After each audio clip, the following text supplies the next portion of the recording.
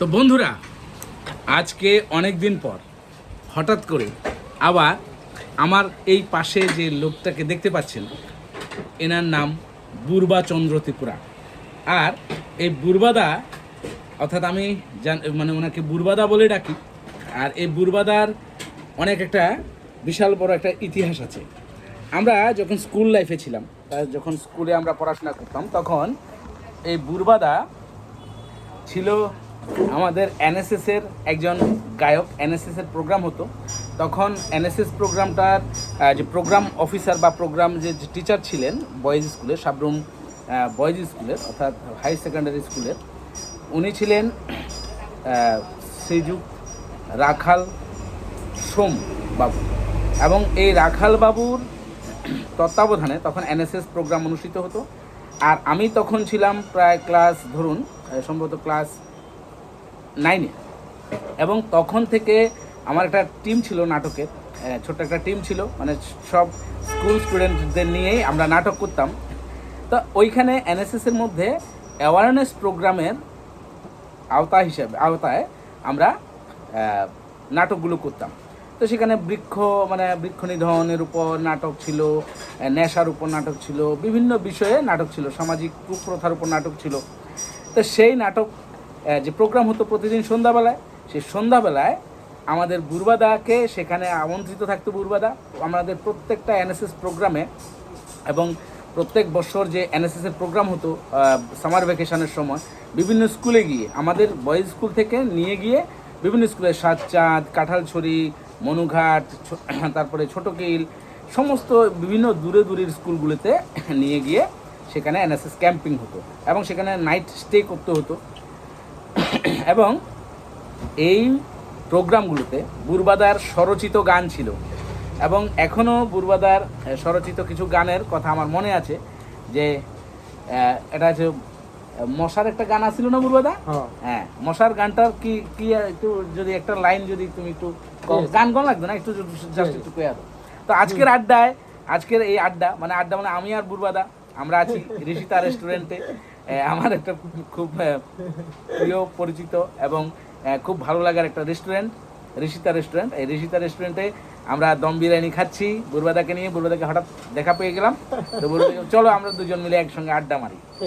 তো না, thank you দরকার নেই দাদা, ভালোবাসা শ্রদ্ধা রইল আপনার জন্য।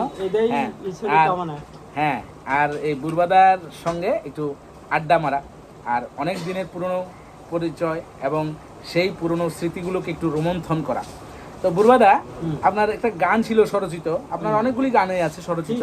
হ্যাঁ, আর ছিল আমাদের স্বর্গীয়, মানে এখন প্রয়াত হয়েছেন, প্রয়াত দীনেশ চন্দ্র দাস। হ্যাঁ, তো ওনার ভিডিও আমি একদিন একজন স্টাফ ছিলেন, কর্মরত ছিলেন, এবং লোকশিল্পী হিসাবে উনি খুব পপুলার এবং পরিচিত, এবং ওনারও স্বরচিত অনেক গান ছিল, যে গানগুলো আমরা আর খুঁজে পাইনি।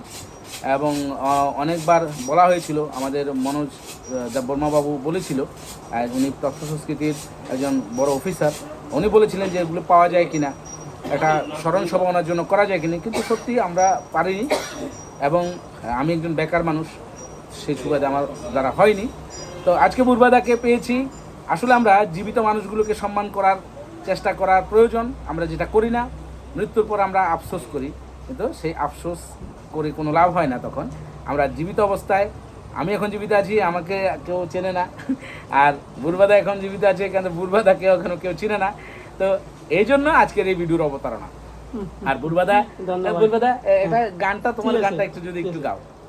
মশাই কামড়াইলে পরে ম্যালেরিয়া হয়, মশাই কামড়াইলে পরে ম্যালেরিয়া হয়, এই রোগ সারা বিশ্বের ভয়, এই রোগ সারা বিশ্বের ভয়। অসাধারণ। হাত পা মাথা ব্যথা কাঁপুনি জড়ায়ে, আবুল তাবুল কয় রোগী দিশাহারা হয়, হাত পা মাথা ব্যথা কাঁপুনি জড়ায়ে, আবুল তাবুল কয় রোগী দিশাহারা হয়। ঠিক আছে বুড়বাদা? মশাই কামড়াইলে পরে ম্যালেরিয়া হয়, এই রোগ সারা বিষের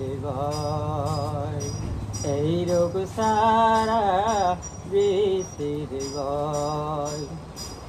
বর্ষা আসার আগে যত্ন নিবিন সবে, বর্ষা আসার আগে যত্ন নিবেন সবে, মশার ডিম তারাতে যে হইবি।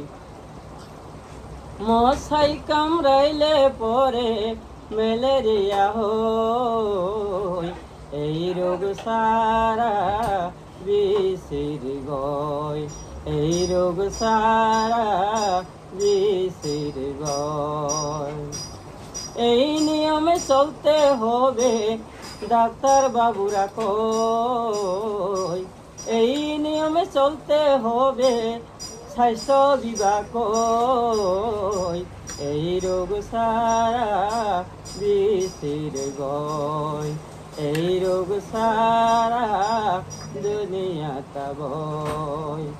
রক্ত পরীক্ষা করে ডাক্তার বাবু কইলেন তারে, রক্ত পরীক্ষা করে ডাক্তার বাবু কইলেন তারে, ম্যালেরিয়া হয়েছে আপনার, কুইনার খায় দস্তি করে। এই নিয়মে চলতে হবে ডাক্তার বাবুরা কয়, এই নিয়মে চলতে হবে স্বাস্থ্য বিভাগ কয়, এই রোগ সারা বিষের ভয়, এই রোগ সারা বিষের ভয়। মশা কামড়াইলে পরে, মশা কামড়াইলে পরে ম্যালেরিয়া হয়, এই রোগ সারা বিষের ভয়, এই রোগ সারা বিষের ভয়। তো বন্ধুরা, এতক্ষণ পর্যন্ত ম্যালেরিয়ার উপর একটা টোটাল একটা গান আপনাদের শোনানো হলো, এবং এই বুড়বাদা এই গানটা নিজে লিখেছেন। এবং দেখুন, কোনো রকমের হারমোনিয়াম ছাড়া, অর্থাৎ কোনো রকমের মিউজিক্যাল ইনস্ট্রুমেন্ট ছাড়া ওনার গলায় এই গানটা গেয়েছেন, খালি গলায়। এবং উনি তখনও খালি গলায় গাইতেন, এবং ওনার সঙ্গে কেউ হারমোনিয়াম বাজাতো না।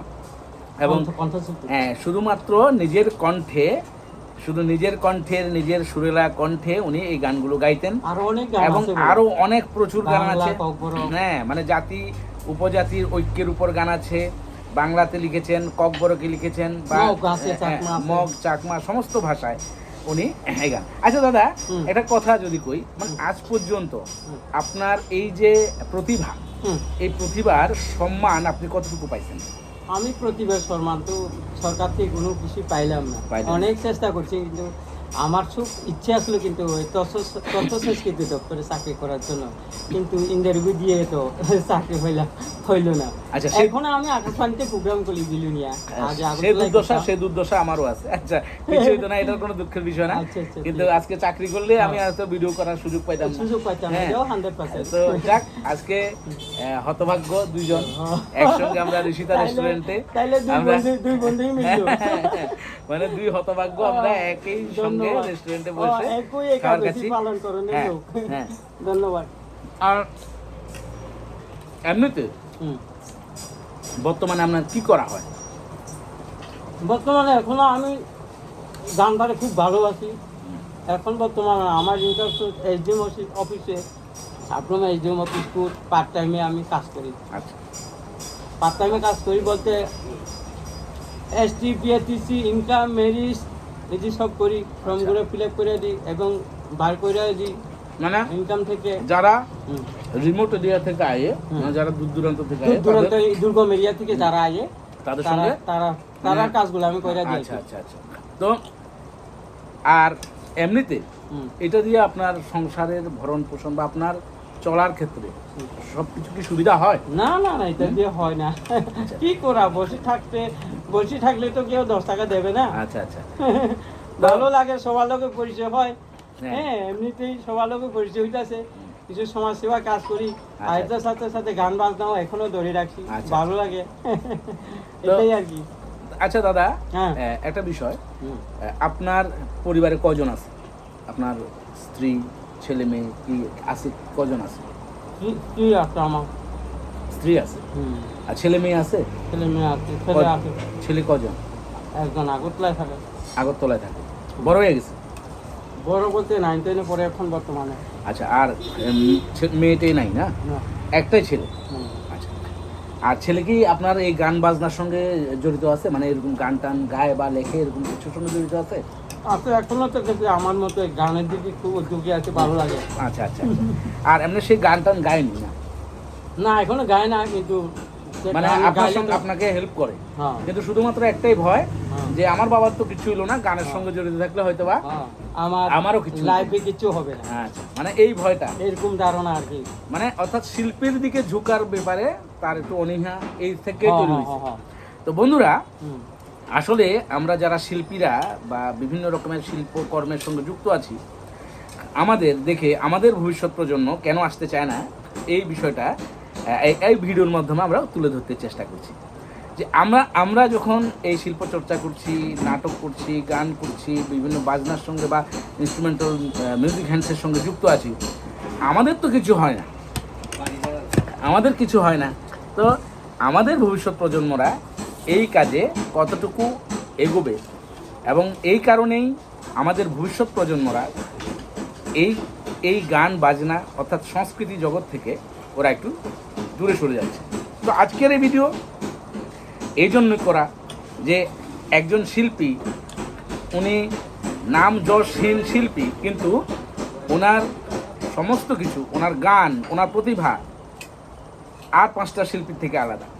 সবাই নামি দামি শিল্পী, যাদের ভিডিও সবাই করে, যাদের সবাই ভিডিওতে তুলে ধরতে চেষ্টা করে, সবাই করে, কিন্তু আমরা আজকে এই অনামী, অখ্যাত এইসব শিল্পীদের, যারা একটা স্বপ্ন দেখেছিল, যে স্বপ্নটা বাস্তবে পরিণত হয়নি, এবং সেই স্বপ্ন নিয়েই, স্বপ্ন দেখতে দেখতে ওনাদের একদিন জীবনের পরিসমাপ্তি ঘটবে।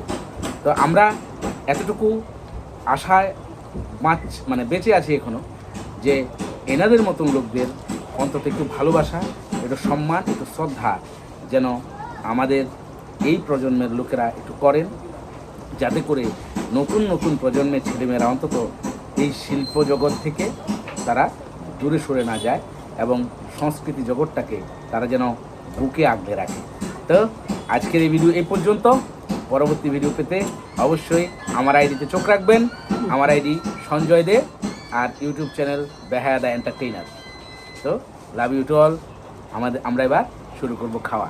টিফিন করাচ্ছে স্যার।